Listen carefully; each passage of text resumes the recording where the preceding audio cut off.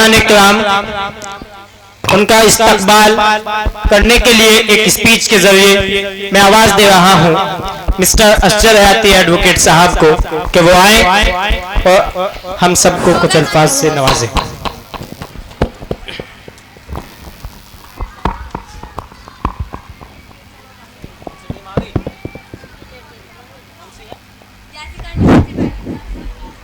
Hello.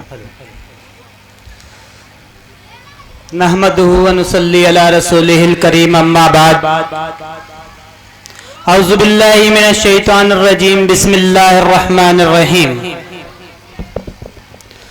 खुदा ने आज तक उस कौम की हालत नहीं बदली, खुदा ने आज तक उस कौम की हालत नहीं बदली, न हो एहसास जिनको अपनी हालत बदलने का। सदरे मोहतरम, हाजरीन बावकार, मुअज़्ज़िज़ सामाईन और स्टेज पर तशरीफ फरमा हमारे गेस्ट ऑफ ऑनर और तमाम मैनेजमेंट कमेटी और फैकल्टी मेंबरान और दूर दराज से चलकर आए हमारे तमाम मेहमानान, बड़े अदब और एहतराम के साथ तमाम लोगों का शुक्रिया अदा करता हूं। साथ ही साथ सलाम अर्ज करता हूं, अस्सलामु अलैकुम व रहमतुल्लाहि व बरकातुहू। मोहतरम बुजुर्गों, दोस्तों और प्यारे प्यारे बच्चों, वक्त की किल्लत है, चंद बातों में अपनी बात को खत्म करूंगा और इंशाअल्लाह अपनी जगह लूंगा। चंद बातों में एक मैसेज आपके लिए छोड़ करके जाऊंगा और उम्मीद करूंगा कि आप तमाम लोग उस मैसेज के जरिए इस समाज के अंदर, इस सोसाइटी के अंदर एक बेदारी का पैगाम देंगे आप लोग। हमारा जो मकसद है, सिर्फ और सिर्फ हमारा यही मकसद है कि हमारी कौम के बच्चे, हमारे समाज के बच्चे, हमारी समाज के लोग किस तरह से तरक्की करें, हमारे बच्चे आगे किस तरह से बढ़ें, हमारे बच्चों के अंदर बेदारी कैसे पैदा हो। इसी के सिलसिले में हम तमाम लोगों ने एक अल हयात एजुकेशनल वेलफेयर सोसाइटी ने ये ठाना है कि अपने क्षेत्र के, अपने इलाके के, अपनी कौम के, अपने समाज के हर एक बच्चे को, अपने समाज के हर एक बच्चे के मुस्तकबिल को रोशन बनाना है। और वो मुस्तकबिल तभी रोशन बन सकता है अगर हमारी कौम के अंदर, हमारे समाज के अंदर एजुकेशन अगर पैदा होगी तो वो हमारे अंदर एक बेदारी पैदा करेगी। कहते हैं लोग, ये बात हक है कि अनपढ़ नर पशु समान, यानी बेपढ़ा जो इंसान होता है वो जानवरों की तरह होता है, उसके अंदर सलीका नहीं होता है, उसके अंदर बेदारी नहीं होती है। तो हर चीज का निचोड़ ये निकल करके आता है कि बिना एजुकेशन के जीना यहाँ पर मुश्किल है। और आज का जो दौर गुजर रहा है वो दौर है, अगर आप अपने बच्चों को नहीं पढ़ाएंगे तो वो दिन दूर नहीं, आप इस हिंदुस्तान के अंदर रह करके अपनी जिंदगी गुजारने पर मजबूर हो जाओगे, सही तरीके से अपनी जिंदगी नहीं गुजार सकते। मेरे बुजुर्गों, दोस्तों, बात लंबी हो जाएगी, मैं अपनी बात को मोड़ देना चाहता हूं कि खुदी को कर बुलंद इतना कि हर तदबीर से पहले, खुदी को कर बुलंद इतना कि हर तदबीर से पहले खुदा बंदे से खुद पूछे, बता तेरी रजा क्या है।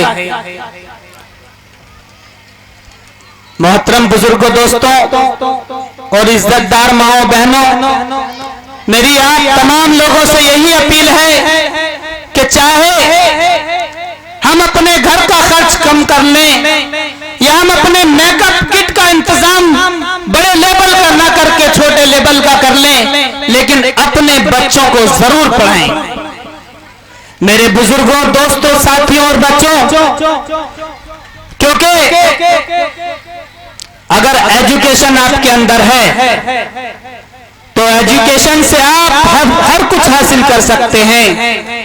एक वक्त का खाना कम कर दें, लेकिन अपने बच्चों को जरूर पढ़ाएं। अल्हम्दुलिल्लाह आज ये दौर है कि हर परिवार में अच्छा खाना पीने का इंतजाम है, पढ़ाई लिखाई पर, लेकिन फिर भी देखने को ये मिलता है कि जब पढ़ाई लिखाई की बात की जाती है तो हमारे अंदर एक गरीबी रेखा जाग जाती है। मैं फिर आप लोगों से यही अपील करना चाहूंगा कि हमें अपने बच्चों को पढ़ाई लिखाई पर खास तौर से ध्यान देना है। जब हम अपने बच्चे को घूमने के लिए 500 रुपए का पेट्रोल खर्च करने को दे सकते हैं, क्या हम अपने बच्चे की एक महीने की 300 रुपए फीस नहीं भर सकते? मेरे प्यारे बच्चों और साथियों, क्योंकि एक महीने की फीस सिर्फ 300 रुपए होती है, लेकिन आज सोसाइटी के अंदर यह है कि एक दिन के 500 रुपए हमारा एक बच्चा खर्च कर देता है। लेकिन जब फीस की बात आती है तो हमारा काम चलना बंद हो जाता है। जब हमारे यहाँ बच्चों को किताबों की बात आती है तो काम कमजोर हो जाता है। मेरे साथियों, मेरा यह कहने का मकसद नहीं है कि आप सिर्फ एसआरएम में पढ़ाएं अपने बच्चे को, आप कहीं भी पढ़ाएं, लेकिन अपने बच्चे को जरूर पढ़ाएं।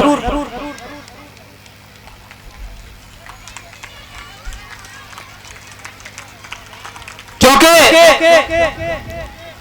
शिक्षा वो शेरनी का दूध है, जो इसको पिएगा वही दहाड़ेगा। डॉक्टर अंबेडकर साहब ने भी कहा था कि शिक्षा शेरनी का वो दूध है, जो पिएगा वही दहाड़ेगा। जिसके अंदर इल्म होगा, जिसके अंदर एजुकेशन होगी, वो किसी भी अधिकारी से खुलकर बात कर सकता है, वो अपनी बात को रख सकता है तमाम लोगों के बीच में। उसके अंदर एक सलीका होगा, उसके अंदर एक सही ढंग से बात करने का एक अंदाज होगा। तो दोस्तों, बुजुर्गों, साथियों, आज ये अहद करके जाएं यहाँ से कि हमें अपने बच्चों को जरूर पढ़ाना है, चाहे वो आप एसआरएम में पढ़ाएं, चाहे आप दीगर स्कूल में पढ़ाएं, लेकिन अपने बच्चों को जरूर पढ़ाएं।